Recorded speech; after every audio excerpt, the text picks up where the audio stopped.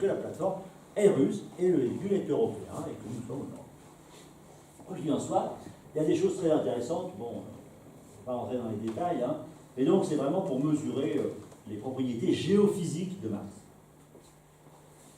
Et puis, voilà le petit véhicule. Donc ça, c'est des tests de sortie du véhicule à Toulouse. Donc vous voyez, une pseudo-plateforme, un pseudo-véhicule, et puis la petite rampe qui descend, et puis on met des cailloux pour voir s'il peut descendre, parce que c'est quand même bête, hein, si on a atterri entre deux cailloux. On ne peut pas sortir. Je vous montrerai un petit film après sur le... J'ai pas regardé l'heure. C'est bon au niveau du... Mais bon. Et donc, voilà. Donc ça, c'est des tests qui se sont faits à Toulouse. Ça, c'est des tests avec un autre. Ça, c'est des tests de navigation autonome, parce qu'on voudrait développer sur ce véhicule une capacité de faire 40 mètres tout seul. Une quarantaine de mètres tout seul. Parce que normalement, un véhicule, il prend une photo autour de lui, et puis au sol, on lui dit, il donne des ordres pour qu'il fasse 20 mètres. On attend, le jour d'après, il nous a renvoyé des photos de l'endroit où il était, on les analyse, et puis on lui renvoie l'ordre pour en faire les 20 mètres de plus. Il n'est pas du tout autonome. Et quand je dis des ordres, c'est toujours 25 tours pour la roue droite, 260 tours pour l'autre, etc., etc. Si je dis ça, il va tourner en rond, mais bon. Donc voilà, c'est le principe. Là, avec ces deux caméras et l'ordinateur qui est dedans, on est capable de faire de la navigation autonome. C'est-à-dire qu'on peut lui dire, tu vas d'ici à là, tu peux franchir un obstacle de tant de centimètres, etc. Donc il est capable, avec ses caméras, d'identifier les obstacles, de les contourner et de choisir le meilleur chemin pour aller là. Et s'il se trouve dans un cul-de-sac, ce qui peut arriver, c'est-à-dire qu'il ne trouve pas de solution, il est capable de faire demi-tour, car on part du principe que s'il peut aller du point A au point B, il peut revenir du point B au point A. C'est pas toujours évident. Demandez à un conducteur de semi-remorque, il vous dira que c'est pas toujours évident. Là, c'est très simple, normalement, il n'y a pas d'avant ni d'arrière. Donc, on teste ça à Toulouse, on a des grandes discussions à ce sujet.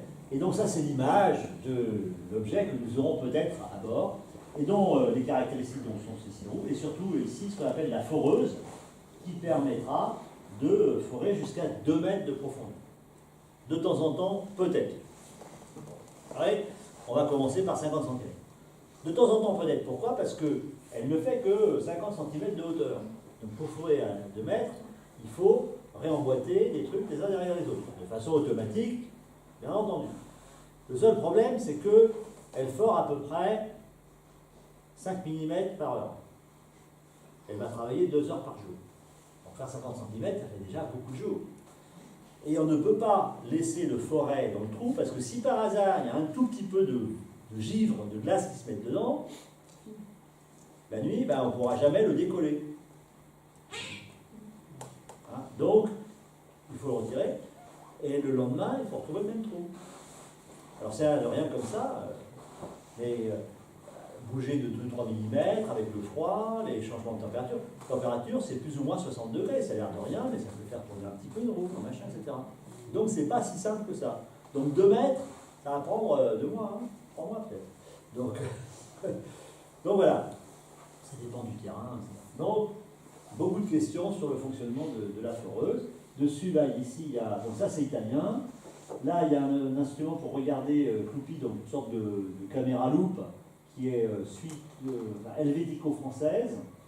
Et puis, de l'autre côté, il y a un radar qui est français. Et puis, à l'intérieur, des instruments d'analyse qui sont franco-allemands, espagnolo-français et franco-français. Donc voilà. Donc, le véhicule de surface, il a... Donc ici, une caméra pour faire des vues panoramiques avec des vues stéréo.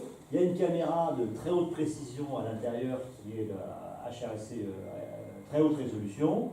Et puis il y a un instrument infrarouge des Russes, ISEM. Il y a donc le drill de la foreuse. Wisdom, c'est le radar de subsurface qui est avec... alors ça, c'est principalement anglais. Ça, c'est russe. Ça, c'est italien. Ça, c'est français. Ça, c'est russe, et ça, c'est suisse et français. Et puis, dans ce qu'on appelle l'ALD, Analytical Laboratory Drawer, il y a d'autres instruments qui sont ici principalement. Le spectromètre Raman, donc, qui est principalement, alors espagnol, là il y a eu un petit problème dans les drapeaux, c'est un effet de PowerPoint et LibreOffice. Hein. Donc là, ça c'est le drapeau russe, hein, pour ceux qui l'ont pas reconnu. Mais ça c'est plutôt espagnol avec eux et français. MoMA c'est français, allemand, français et américain. Adron c'est russe, donc il y a eu un décalage. Hein. Donc voilà, donc il y aura, et Microméga c'est français. Vous vous occupez pas des drapeaux, ils ont switché là avec le changement de logiciel. Je suis désolé. Donc voilà, donc tout ça, c'est ce qu'il y a à l'intérieur du système Microméga, RLS, MoMA et MoMA. Microméga, RLS et MoMA. Et donc c'est une grande coopération européenne. Pour tenir de ça, c'est qu'on a réussi à faire des instruments qui sont en coopération. Alors c'est pas facile. Ça c'est pas facile. De toute façon, tout seul on ne peut pas le faire. Donc le BG. Facile ou pas facile, il faut le faire. Deuxièmement, ça incite les scientifiques à travailler ensemble et à faire des équipes qui soient puissantes et qui sont reconnues internationalement et qui sont au même niveau que les équipes américaines. De toute façon, il n'y a pas de secret. Les Américains, c'est 300 millions d'habitants. La France, c'est 70. L'Allemagne, 80. Si on ne se met pas ensemble, on est tout petit. Donc, on ajoute les Italiens et les Belges, et les Belges et les Espagnols, ça commence à faire de la masse et ça commence à faire des gens qui sont capables de faire. Il y a suffisamment d'intelligence et de choses pour faire des choses intéressantes. Donc voilà notre rover. Et donc, on a une interdisciplinarité avec environ 200 scientifiques européens, une dizaine d'Américains et 50 Russes à peu près. Et on se réunit à peu près 2 fois par an. Pour faire le point, voir tout ce qui ne va pas, il y a plein de choses. Enfin, bon, on s'aime bien, on va boire une vodka quand on est en Russie, du cognac quand on est en France, et de la vie quand on est au Qatar. Et après, les choses vont mieux et on prépare la fin. On s'est aperçu qu'il y avait plein d'instruments qui allaient regarder la même chose, et ils n'allaient pas voir la même chose. Donc on essaye de coordonner cette chose-là de façon à ce que, au sol, avec des choses bien connues, on puisse interpréter correctement les choses. Parce que les données, quand elles arrivent, c'est pas tiens, 1 plus 1, ça fait 2. C'est oh là là, mais qu'est-ce que ça veut dire que ça? Comment j'interprète? J'ai été obligé de réduire les données, de supprimer un certain nombre d'effets, d'instruments, de machin, etc. Est-ce que ma donnée est une vraie donnée, etc. Donc il faut qu'elle soit intercalibrée et intercomparée en permanence. Et donc on a développé, ça c'est un peu moi qui l'ai fait, quelque chose pour faire des analogues de terrain qui ressemblent un peu à Mars, c'est-à-dire qu'ils ont très peu de matière organique. Donc on va en Afrique du Sud chercher des terrains extrêmement anciens qui ont 3 milliards d'années, ou 3,5 milliards d'années, dans lesquels on cherche des choses très particulières, et qui sont parfaitement caractérisées avec d'autres instruments, des instruments de laboratoire très puissants, bien entendu, et après on les passe avec des instruments qu'on veut faire voler sur Mars. Là c'est intéressant, c'est très intéressant, au niveau des discussions entre les scientifiques, et là, il y a un peu de management, beaucoup de diplomatie, il y a un peu de management. Et donc, qu'est-ce que c'est? Avec ExoMars, on a tous les problèmes d'un projet spatial. C'est prenant, c'est quasiment obsessionnel pour les gens qui travaillent dedans, aussi bien les scientifiques que les administrativo-scientifico-financiers que je suis. Donc, il y a un rôle très, très général. On y passe tout le temps. C'est incertain. Tous les 2 mois, ça va s'arrêter. Et puis, c'est très, très long. Vous voyez, moi, j'ai commencé en 2003. Il y en a encore au moins jusqu'à 2020 pour le lancement, peut-être 2022, j'ose même pas le dire, mais bon, voilà. Et après, l'exploitation pendant encore 2-3 ans, donc ça fait 2025, donc bon, je commencerai à sucrer les fraises quand on aura les résultats. Hein. Donc voilà. Mais, bien entendu, c'est passionnant. C'est passionnant parce que on est en permanence confronté à des problèmes intéressants, je veux dire, des problèmes de management, des problèmes techniques, des problèmes d'ingénierie, des problèmes de calendrier, des problèmes d'organisation, et qui font que, de toute façon, s'il n'y avait pas de problème, il n'y aurait pas de projet. Enfin, un projet qui marche, un projet qui n'a pas de problème, c'est vachement suspect. Donc, dès l'instant où on a des problèmes, on n'est pas vraiment content, mais on se dit au moins ça vit, et ça veut dire que les gens sont attentifs à ce qu'ils font, et qu'on va mettre nos intelligences pour essayer de les résoudre. Et donc ça, c'est passionnant, et c'est ce qui fait toute la richesse et l'unicité du métier que je pratique, c'est ce qu'on appelle, je suis un programme scientiste, un responsable de programme, où je m'occupe donc des programmes ExoMars. Il y a une autre mission donc, qui est Mars 2020, dont je m'occupe aussi.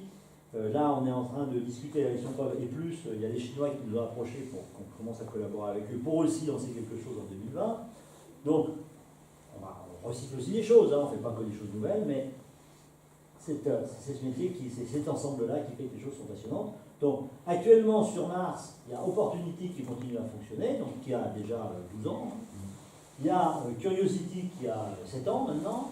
Maven, qui est une sonde qui tourne autour, qui a été lancée qui a 5 ans. Il y a une mission indienne qui est en train de fonctionner, ils vont en relancer une en 2020. Mars 2020, donc, qui est en projet. ExoMars, bien entendu. Nemo, le Next Mars Orbiter, qui devrait être lancé en 2022, peut-être en 2024.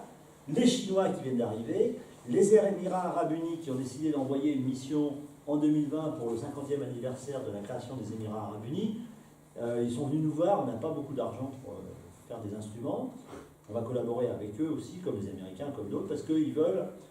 c'est intéressant d'ailleurs cette démarche des Émirats Arabes Unis, parce qu'ils veulent diversifier leur économie pour sortir du pétrole, parce qu'ils voient bien que le pétrole ne va pas vers l'infini. Et d'ores et déjà, ils ont plus de 20% de leur PIB qui est autre chose que du pétrole. Le seul problème, c'est qu'ils n'arrivent pas à motiver leurs habitants, les jeunes notamment, pour faire de la science. C'est difficile, donc ils essayent de les entraîner sur... Et puis ils n'ont pas d'infrastructure industrielle pour le faire, parce qu'il faut des écoles, il faut des industries, il faut faire des stages, etc. Et donc ils ont commencé à solliciter les gens pour faire une coopération, et ils ont pris une mission martienne pour faire de l'instrumentation. Ils la font bien entendu, pas tout seuls, ils la font avec un satellite coréen, etc.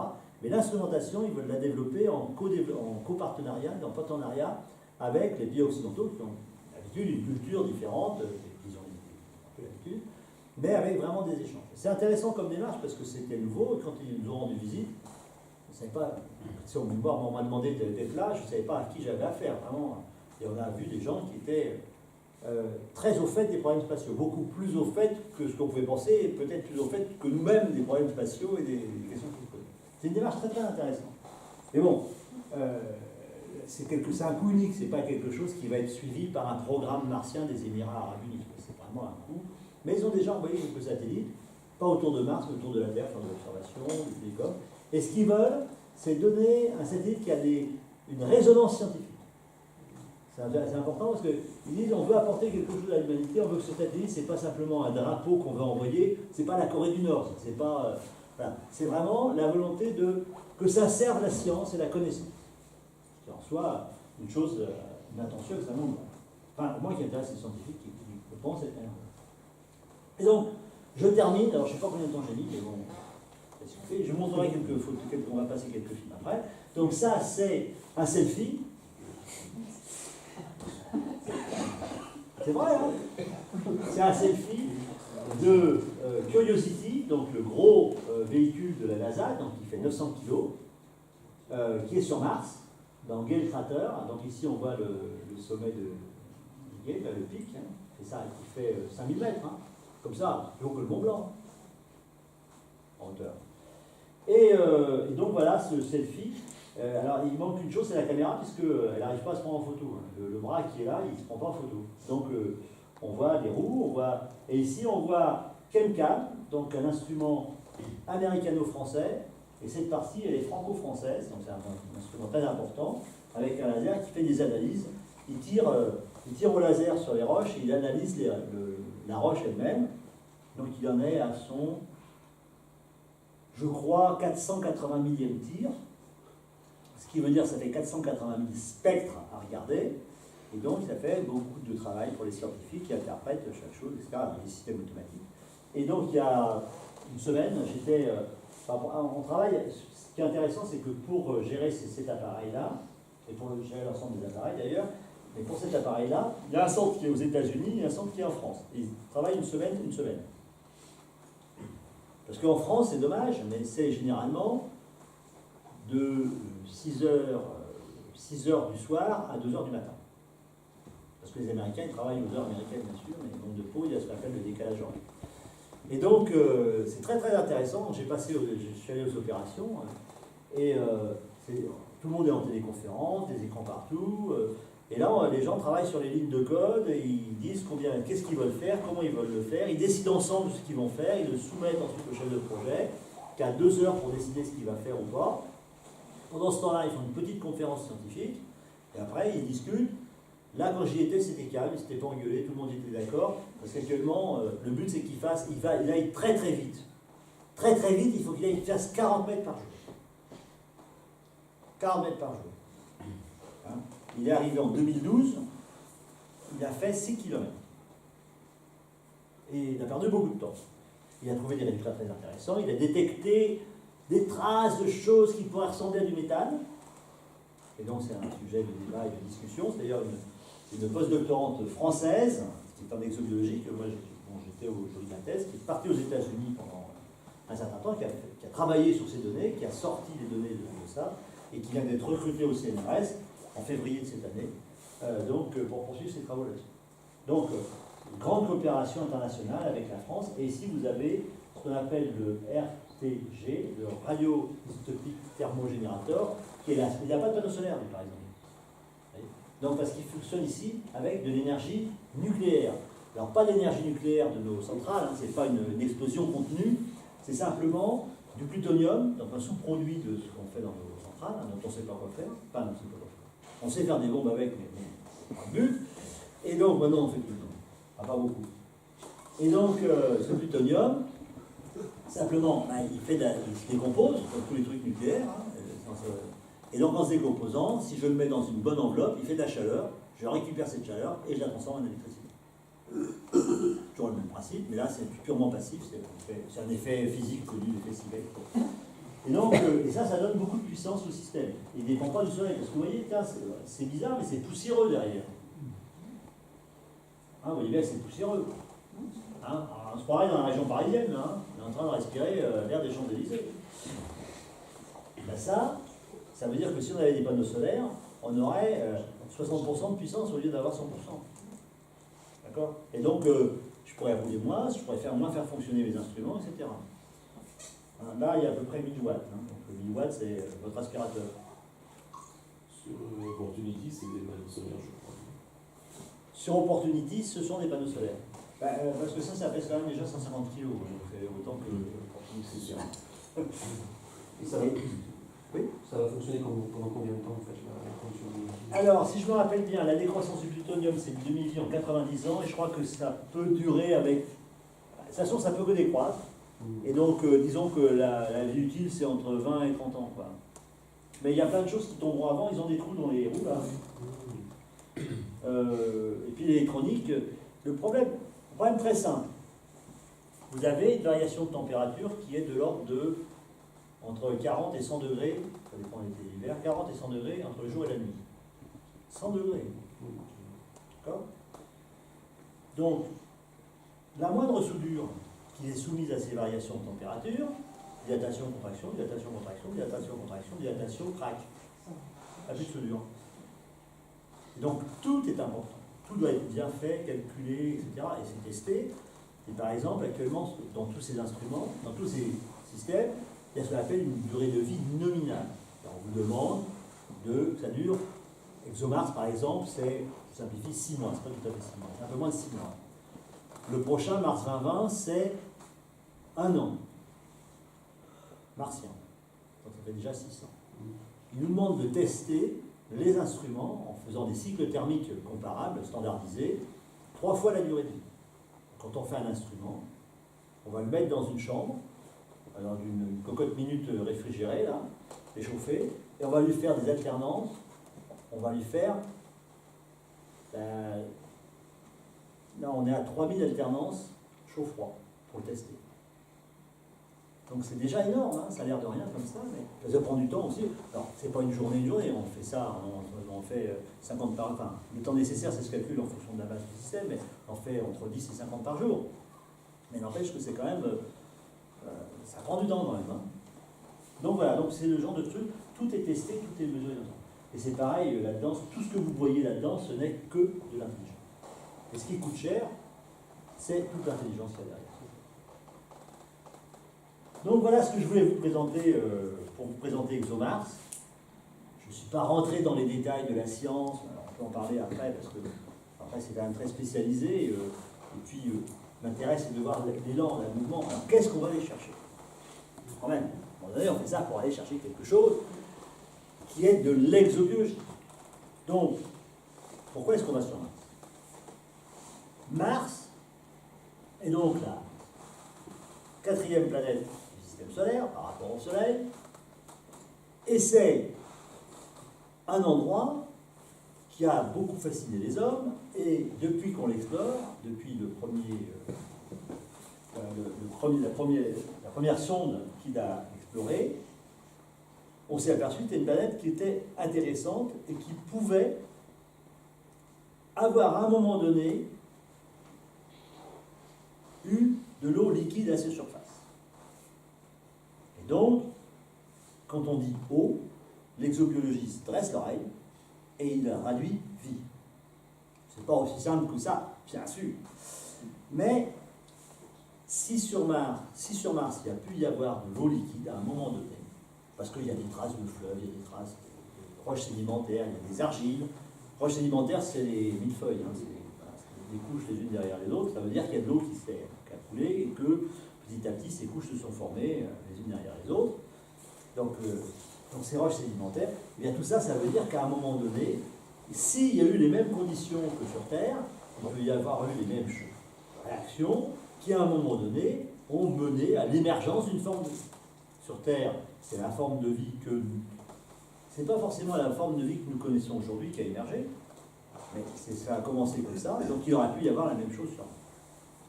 Et donc, c'est intéressant d'aller sur Mars pour répondre à cette question stupide.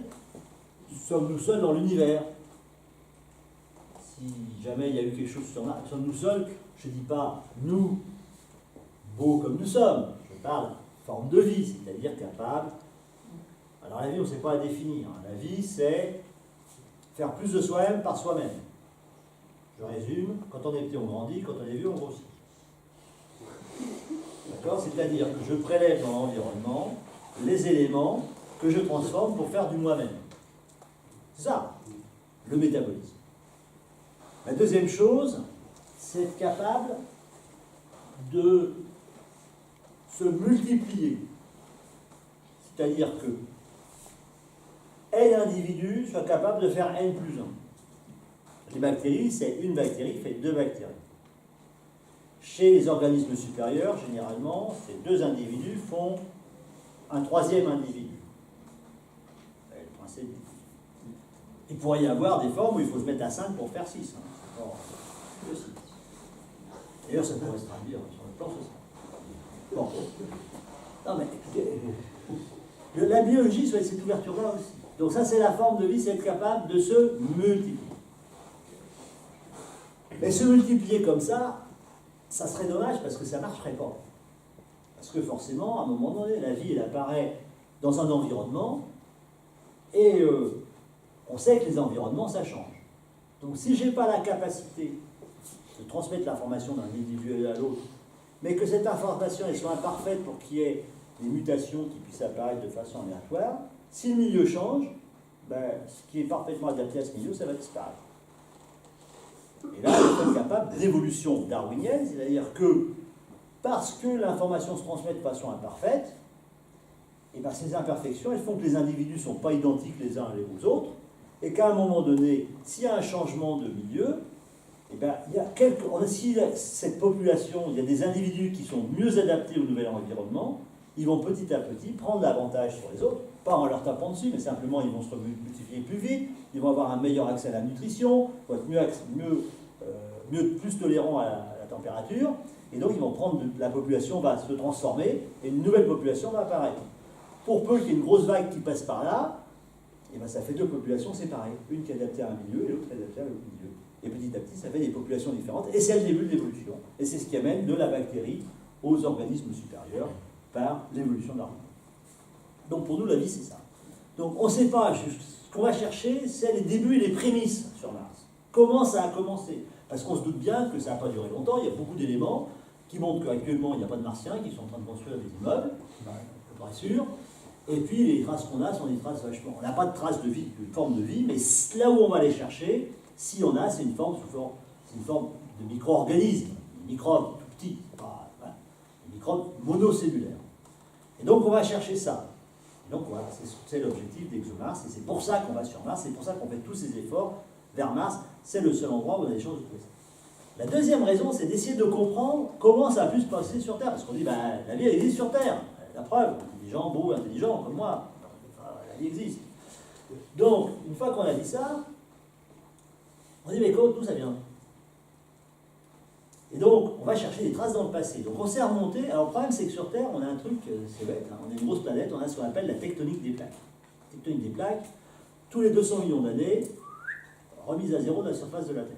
Alors, c'est pas d'un seul coup, c'est progressif. C'est pour ça qu'il y a des montagnes, c'est pour ça qu'il y a des volcans. C'est que petit à petit, la croûte terrestre est vivante, elle est active, mobile, etc. Et donc, bon, voilà, c'est pas la peine de mettre du granit dans les cimetières, hein, dans 200 millions d'années, il sera plus là. Oh, l'éternité, il ne va pas durer longtemps. Donc, en tout cas, pas des temps géologiques. Et donc, sur Terre, on n'a plus les traces de ce qui s'est passé au départ. On a des traces anciennes, et il y a quelques endroits, il y a 6 ou 7 endroits sur Terre, où on a des roches qui ont... Elles sont un peu descendues, mais pas complètement, ce que j'appelle du mi-cuit, parce qu'elles n'ont pas été complètement transformées. Et donc, c'est Woomera en Australie,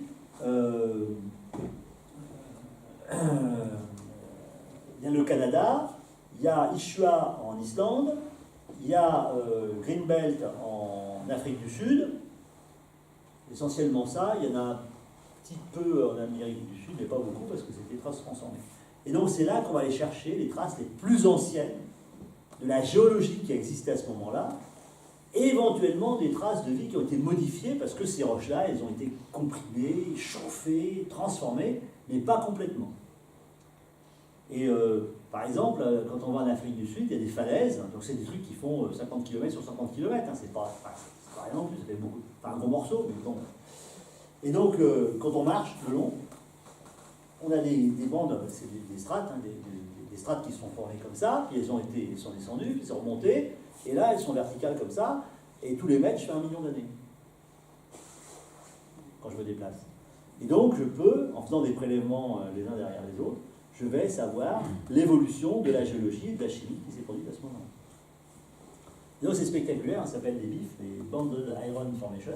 Donc c'est des alternances de trucs qui sont larges comme ça, hein, de strates qui sont pleines de fer, d'autres sans fer, d'autres avec du fer, d'autres sans fer, etc. Alors, on ne sait pas d'où ça vient, on ne sait pas, moi je ne sais rien. Les géologues travaillent dessus pour essayer de comprendre comment ça s'est formé. Et c'est là-dedans, dans ces roches qui ont 3,4, 3,5, 3,8 milliards d'années, donc vraiment au début de la formation de la Terre, juste après qu'elle se soit refroidie, qu'on va aller chercher les premières traces de vie. Mais on en a très peu de traces. Et de toute façon, elles sont modifiées. Sur Mars, il n'y a pas de tectonique des plaques. On a des terrains tout plats, enfin tout plats avec plein de trous partout, parce qu'ils sont vieux, donc ils ont reçu plein d'impacts de météorites, ils ont plein de rides, hein, c'est comme nous, hein, quand on est vieux on a des rides, quand on est jeune on en a moins. Hein. Et bien, là, il n'y a pas eu de transformation. Et là, je vais pouvoir voir les premières réactions qui se sont produites. Je vais pouvoir aller chercher, éventuellement, des traces du début de la chimie qui a amené au métabolisme à faire plus de soi-même par soi-même, etc. Et donc, si je trouve que... Alors, le pari des scientifiques, c'est qu'il s'est passé quelque chose sur Mars. Pour l'instant, personne n'en sait rien. Le premier pari, c'est ça. Une fois qu'on a dit ça, on va aller chercher le meilleur endroit pour aller faire les prélèvements, les analyser sur place. Et bien entendu, si on trouve quelque chose sur place, tout le monde va s'engueuler, parce que ce ne sera jamais évident. Et donc, on va dire, il faut rapporter des échantillons, et on va rapporter des échantillons sur place. Et donc, l'exploration martienne, c'est là-dessus que je terminerai.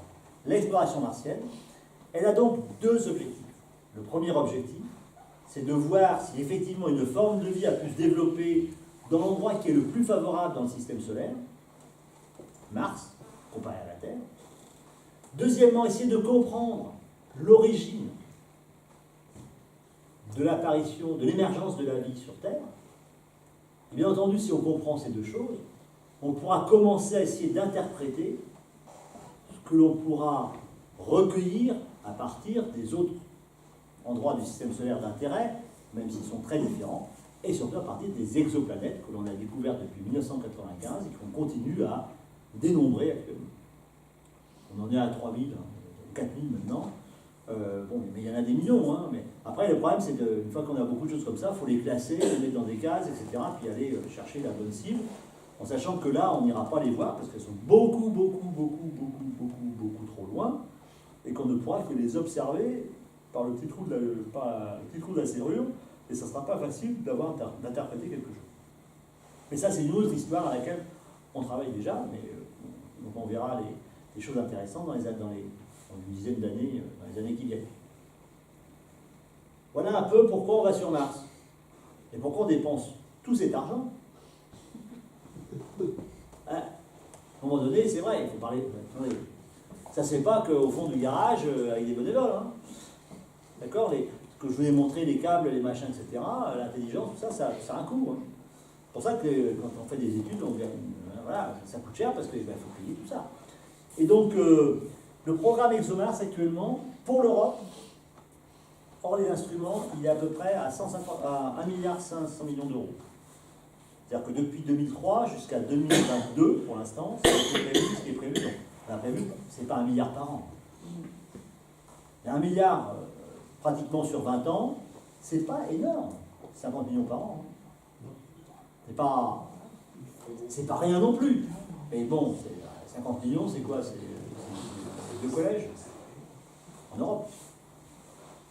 D'accord? Les Russes dépensent à peu près la même chose en moins de temps, mais bon, on considère qu'on est à peu près équivalent. D'accord? Les instruments pour la France, depuis 2003 jusqu'à...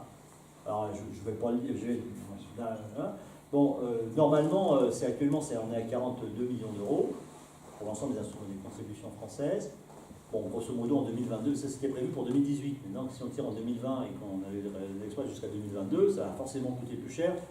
Pour simplifier, on va être à 55 millions d'euros. 5 millions d'euros par an. Alors, si on les avait dans la poche, ça ferait beaucoup. Pour une activité publique, etc., honnêtement, c'est pas énorme. Hein, 5 millions d'euros par an, ça fait à peu près une centaine de personnes, c'est 100 temps plein, quoi. 100 équivalents temps plein par an. C'est pas pour donner des ordres de grandeur. Hein. Alors, les gens ne font pas que ça, parce que les gens qui travaillent ne font pas que ça, sauf quelques ingénieurs. Et encore, il y a des gens qui travaillent. Un ingénieur thermicien, par exemple, il va travailler que pendant 6 mois là-dessus. Parce que bon, une fois que la thermique est réglée, elle est réglée. L'informaticien, il va travailler 2 ans. Le mécanicien, il va travailler 8 mois et demi. L'intégrateur, à la fin, il va travailler 6 mois pour intégrer le système. Le chef de projet, il va faire la durée, mais il va faire 2 projets, 3 projets en même temps. C'est pour ça, c'est quand on parle d'équivalent temps plein, c'est pas des gens qui sont devant leur atelier, devant leur établi, passés pendant 5 ans à la lime. Voilà, c'est pas ça, c'est pas comme ça que ça se passe. Il faut voir, il y a beaucoup de gens qui travaillent dessus, mais ils ne travaillent pas forcément tout le temps dessus. À part des mecs comme moi, quoi. Bon, enfin je fais pas que ça non plus, vous voyez, moi j'ai 5-6 projets à la fois, plus le reste.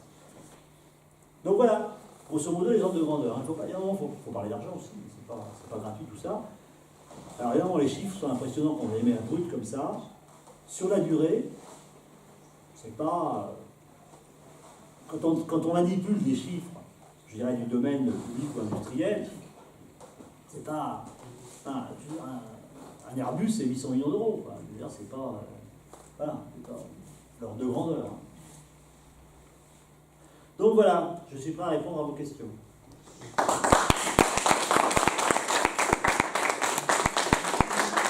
vais vous montrer les chiffres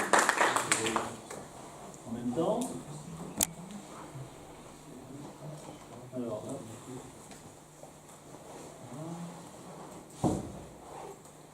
Alors, je vais vous montrer les films techniques. Pourquoi il ne veut pas le montrer?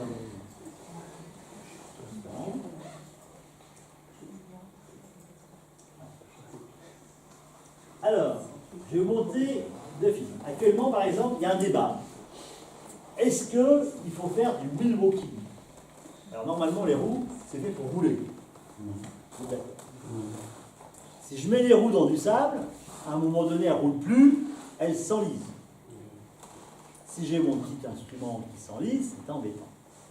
Et donc, il y a un système qui permet de faire bouger les roues en même temps qu'elles tournent. Donc, elles marchent en même temps, wheel walking, et donc il peut sortir. Et donc, on a fait des tests, parce qu'on s'est aperçu que avec le système actuel, par exemple, avec les petits trous qu'il a, avec la puissance qu'il a, le véhicule ne pouvait pas monter des pentes de plus de 16 degrés. Et l'objectif, c'est de faire 18 degrés. C'est déjà pas mal, 16 degrés. Hein. C'est une petite côte. Enfin bon, sur Mars, c'est pas bien goudronné, donc il faut être prêt à faire ça. Et donc, on a dit qu'il fallait qu'il fasse 23 degrés. Et donc, il ne le fait pas, et en plus de ça, il s'enlise facilement. Donc, ils ont fait des tests. Et vous allez voir, voilà. Donc, à gauche, c'est le wheel walking. Pardon, à droite, c'est le wheel walking. Et à gauche, ben, voilà, il est ensablé. Alors, ils ne vont pas se rentrer dedans, hein, c'est deux images différentes. Vous voyez, voilà le wheel walking, donc c'est des tests. Et le diamètre des roues est représentatif, bien que ces roues-là, vous verrez, ce n'est pas les définitifs. Voilà, il est sorti de son truc. Arrête, c'est pas les auto-tampons, quoi. Donc voilà, donc ça c'était pour démontrer. Alors le problème, c'est que le faire, c'est facile comme ça. Le sécuriser sur Mars de façon à être sûr que ça ne tombe pas en panne, c'est un système supplémentaire qui est complexe avec des moteurs, de la mécanique. Imaginons qu'il y en a une qui ne marche plus, qu'est-ce qui va se passer, etc. Donc c'est quelque chose qui n'est pas simple et les managers sont soumis à ce problème. Est-ce que je mets les 3 à 4 millions d'euros qu'il faut pour le développer et le sécuriser, ou est-ce que je dis, bon, je prends le risque et je ne le fais pas. Voilà, donc vous voyez ce que c'est le wheel walking? Donc ça c'est un débat, une discussion qu'on a actuellement avec les Anglais, les USA, les Espagnols, la France, etc. La deuxième chose que je voulais vous montrer, alors, ça c'est une vidéo que j'ai prise moi sur un test. Bon, alors c'est en anglais, je suis désolé, mais c'est en Angleterre, c'est ce qu'ils font.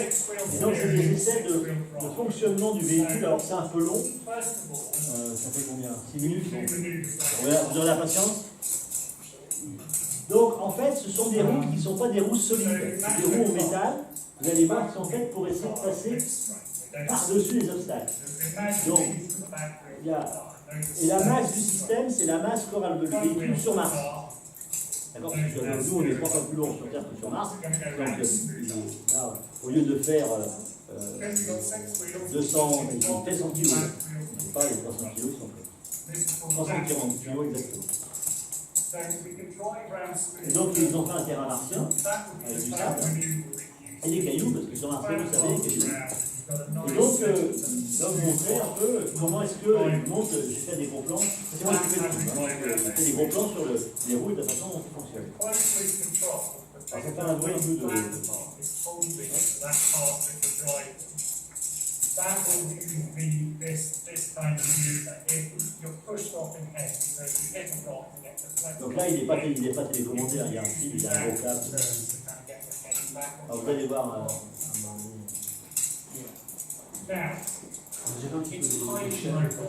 oui, c'est comme une chenille mais ronde.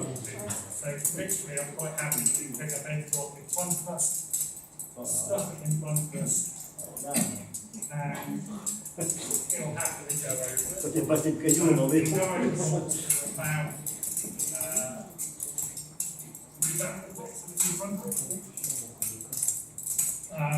You'll have to go over rocks that are pretty much the height.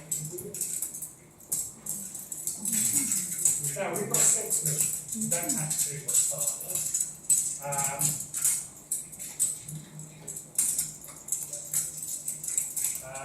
So we can get all 6 wheels in the same direction and do a drag. So here we're going to put them 45. Là, il roule 4 fois plus vite qu'il ne roulera sur Mars.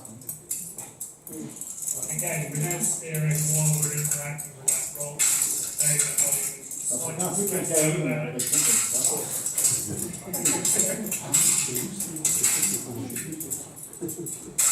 Mais c'est le monde réel, hein. Essentially, we've been doing it for this kind of use, so they've just interacted with rocks, tearing at wheels for 3 years now, and it is quite happy to do all of this. Voilà, normalement, Each wheel en haut, il y a les deux caméras qui sont théoriquement. Alors, d'après moi, c'est un peu haut par rapport au véhicule, c'est plus les prévu. Mais peut-être que je we've kind of got in some ways that stuff forward and backward just go out sideways. il peut marcher en crabe. And finally, one last partial piece for steering. You don't have to drive like a car, you don't have to Voilà. travel. Et l'important, c'est qu'on peut tourner les roues sans avoir besoin de conduire. C'est comme, vous savez, c'est le problème So this is called the point turn with angle. du volant quand il n'y a pas Rotate around. la direction assistée. Hein. Here, Quand il y a literally, une ville, you can cripple around and start and go out and go. quand j'étais petit, le premier tracteur que j'ai conduit, il n'y avait pas de direction assistée. C'est-à-dire que quand c'était That's une ville, really c'est useful. vraiment pour les volants. And Moi, c'est plus fort. or compensate. Je trouve que c'est pas So mal. if you're not driving up or down, Léger. you're driving across, we can use that crab motion on the wheel, just sort of angle the wheels up the slope. Instead of Donc là, ils en profitent aussi pour mesurer des consommations électriques. Parce que bon, quand il y a des panneaux solaires, on sait de combien la batterie est chargée. Et donc, il faut gérer la puissance.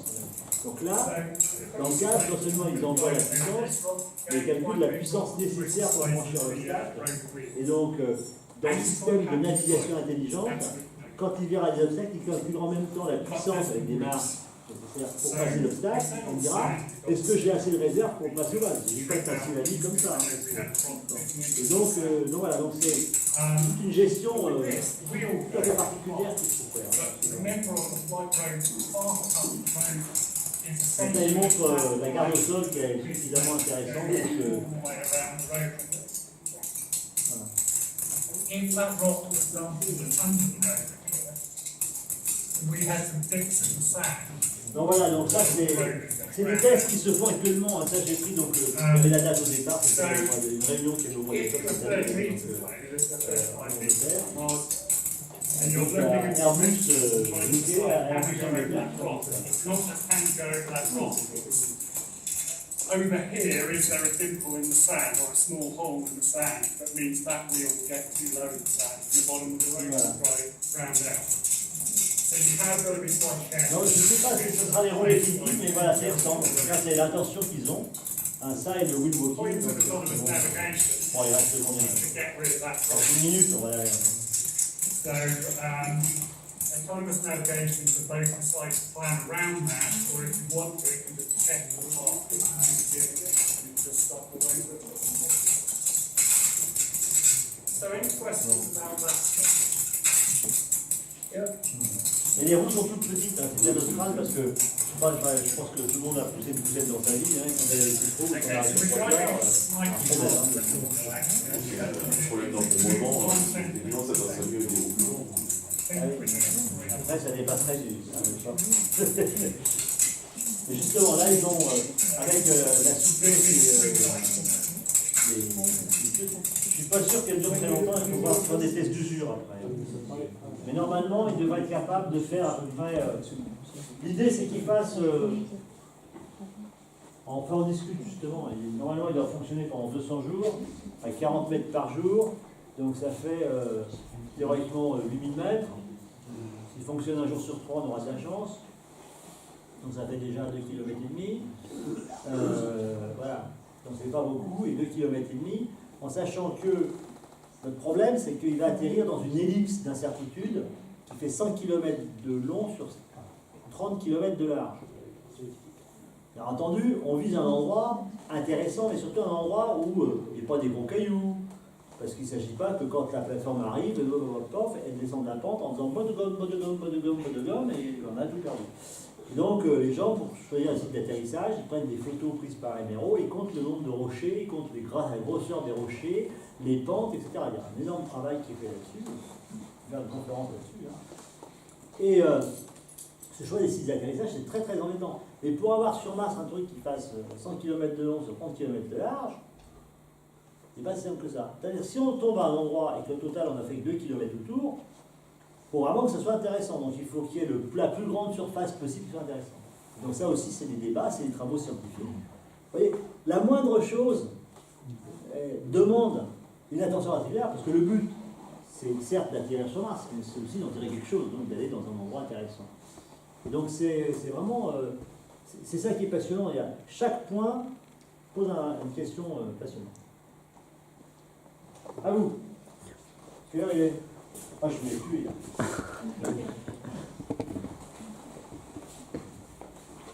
Du coup, dans votre démarche, enfin, votre travail à vous, vous avez des remontées régulières, parce que tous les jours, vous avez des remontées des différentes avancées, comment ça se passe en fait? Quand vous managez un petit peu le... Moi, j'ai des remontées quand il y a des problèmes. Alors, c'est pas tous les jours, mais c'est au moins toutes les semaines. Non, mais ce qu'on appelle, je suis les choses. C'est-à-dire que, bon, on a ce qu'on appelle des réunions régulières, qui sont des revues. Donc, chaque fois, comment dire, chaque projet est découpé en différentes étapes. Ce qu'on appelle des phases, phase 0, phase A, phase B, phase CD, phase E, phase F. Donc ça, c'est le principe de base, et ça marche très bien. La phase 0, grosso modo, on est 3 copains autour d'une table, on fait un crowbar, et on dit, voilà, ça serait pas mal de faire ça. La phase A, on va dans le bureau, on commence à faire des calculs, on demande à quelqu'un de faire un dessin à peu près complet, et on dit, voilà, ça pourrait passer, et ça pourrait coûter ça. La phase B, donc ça, là, on fait déjà une première revue. Fin de revue de phase A. C'est, généralement, on appelle ça la revue des spécifications. Qu'est-ce que je veux faire? Et après, on passe à la phase B qui se termine par la revue du préliminaire de définition. Alors, c'est les mots, c'est PDR, Preliminary Definition Design Review, donc c'est vraiment... Et là, on réunit 50 personnes qui disent non, mais ça, tu peux pas le faire comme ça, là, c'est pas assez gros, là, tu as un problème de thermique, là, ton logiciel est pas bon, etc. Et donc, on décortique le projet, c'est déjà... Après, une fois qu'il y a on a commencé à faire des tests, à tester que l'élément qu'on veut mettre, c'est bien celui qui va nous donner le résultat attendu. Après, on va passer en phase B. Fin de phase B, c'est la CDR, Critical Design Review, où là, c'est encore pire, parce que là, on va commencer à faire le matériel de vol. Et là, on réunit, moi j'étais, il y a 60 personnes, là j'étais sur mon bâche, sur les instruments par exemple, il y avait 60 personnes. Les gens, ils font rien, ils s'intéressent. Il y en a un qui fait que la thermique, il y en a un qui fait que ci, que ça. Et puis il y en a un qui fait la totalité quand même, donc il regarde, et donc, on attaque et on insiste et on va jusqu'au fond des choses, et c'est là qu'on décide de faire le matériel de vol. Et après, il y a des revues régulières pour voir la progression. C'est extrêmement formel. Donc, moi, je suis dans ces revues, bien entendu. J'y connais rien. Donc, je vais avec mon bon sens vétérinaire de base. Et puis, mais généralement, je ne me trompe pas trop. Quand il y a un lézard, je le détecte. Enfin, les gens, la plupart des gens n'essayent pas de le cacher. Il y en a quelques-uns qui n'ont pas été détectés, que j'arrive à détecter simplement avec du bon sens. À un moment donné, parce que les gens, ils sont tellement le nez dans le guidon. Je ne suis pas plus intelligent que les autres. Simplement, comme je suis relativement détaché, enfin détaché, je ne suis pas détaché, mais je le regarde avec un œil nouveau, avec un regard différent, et des choses qui étaient dans l'ombre et que moi je vois comme étant évident. Bon, c'est mon job, hein, il n'y a rien de miraculeux à ça, mais simplement, c'est pas être plus malin que les autres. C'est simplement le fait de ne pas regarder comme ça, mais de regarder comme ça. Et donc voilà, donc on fait, puis quand il y a des problèmes, 1 c'est le personnel, 2 c'est l'argent, 3 c'est le calendrier. Donc avec ça, voilà, il y a 4 instruments et ils m'appellent toutes les semaines, chacun. Parce qu'au niveau budget, vous ne pouvez pas avoir de surprise, ça ne va pas d'un seul coup à pas vous dire. Ah non, non, ça peut que doubler. Hein. C'est pas mauvais surprise. Si, bien sûr. Non, on ne coupera pas le budget. Enfin, on ne coupera pas. Si un jour on décide que le budget du CNES est diminué par 2, on va venir me voir en me disant bon maintenant on arrête. Actuellement en France, le spatial n'est pas en débat. Le spatial, depuis 1971, depuis la formation, la création du CNES, le spatial est considéré comme une figure importante de la France, comme quelque chose qui est positif, qui apporte des richesses, qui apporte de la connaissance, qui apporte de la technicité et qui apporte de la compétitivité à l'économie en général en France et une renommée à la France. Donc il n'y a pas vraiment de débat. Donc, bien entendu, comme je dis, donnez-moi 2 fois plus d'argent, j'en ferai 10 fois plus. Il n'y en a jamais assez. Ça, je peux dépenser l'argent. Mais raisonnablement, il n'y a pas vraiment de surprise de ce côté-là. Ce qui peut arriver, c'est par contre, on peut avoir des difficultés techniques. Sur MoMA, il y a des difficultés techniques. Sur Wisdom, on a acheté des éléments qui coûtent, je ne sais pas, 300 000 €, 400 000 €, 10, on les a testés et ils ne résistent pas. Ils ne résistent pas aux conditions qu'on nous demande pour Mars. Donc on les a testés, puis ben, on les a achetés, on les a cassés, on les a mis de côté, puis on va en racheter d'autres. Donc ça, c'est vraiment un ennui technique. Alors que l'analyse nous disait qu'a priori, c'était bon, que ça résistait, etc. Les gens n'ont pas fait n'importe quoi. Simplement, à un moment donné, ben, faut tester, quoi. Mais il vaut mieux que ça casse ici que sur Mars, hein, quand même. Donc voilà, ben, donc dans le coup, il faut que je trouve 400 000 euros de plus.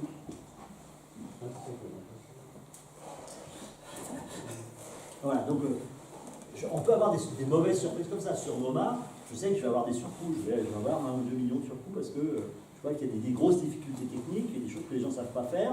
On a repris des cartes électroniques que les Allemands ne savaient pas faire, on va les faire chez nous parce qu'on sait, on n'est pas plus malin qu'eux, mais simplement on est plus spécialisé là-dedans. Et donc ça va coûter de l'argent parce que derrière, c'est une vingtaine d'ingénieurs qui vont travailler pendant 2 ans. Donc c'est ça. Et la marge est prévue avant, vous savez. Là, on prévoit une marge, et puis généralement la marge on la grignote, d'un seul coup on la dalle, et puis après on n'a pas un problème, donc on va voir la hiérarchie en disant chef, j'ai un problème. Et après on discute, et puis on dit ben, on va appliquer un coup comme machin, puis un truc, etc. Mais je suis pas pire, il y a un autre projet qui a triplé sur des problèmes techniques réels. Bon, toujours pareil, hein, quand on fait la FASA sur le morceau de papier, etc., il y a des choses qu'on n'anticipe pas. Mais bien sûr, on essaye de faire au mieux. Bien sûr, on essaye de valoriser la connaissance. Bien sûr, on parle d'expérience passée. Bien sûr. Et puis, à un moment donné, ben, voilà, il y a la réalité du monde qui fait que ben, on ne travaille pas assez proprement parce qu'au lieu d'avoir une particule par mètre cube, il en faut une pour 10 mètres cubes. Ben, voilà. Voilà, c'est des choses qui nous arrivent. J'ai parlé trop. Non. Si, j'ai parlé trop, il m'a dit que je parlais trop. J'ai rien dit. Les gens comme une question.